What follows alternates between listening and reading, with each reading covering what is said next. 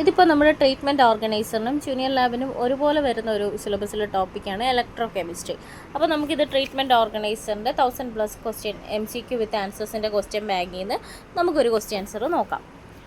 Electro കെമിസ്ട്രിയിലെ galvanic cell converts option electrical energy to chemical energy, chemical energy to electrical energy, heat energy to light, mechanical to electrical.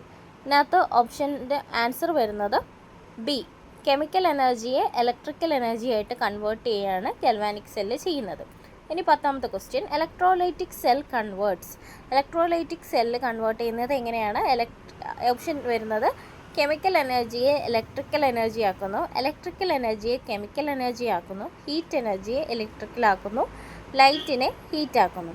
ഇതിനകത്ത് ഓപ്ഷനിൽ answer വരുന്നത് B ആണ്. Electrical എനർജിയെ chemical energy ആയിട്ട് മാറ്റുന്നതാണ് electrolytic cell എന്ന് പറയുന്നത്. So galvanic cell converts chemical energy to electrical energy, electrolytic cell converts electrical energy to chemical energy. അപ്പോൾ അത് രണ്ടും തിരിഞ്ഞു പോരുത്.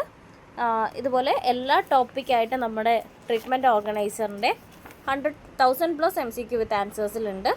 അപ്പോൾ ഓരോ ദിവസവും ഇതുപോലത്തെ ക്വസ്റ്റ്യൻസസ് നമുക്ക് ഷെയർ ചെയ്യാം. താങ്ക്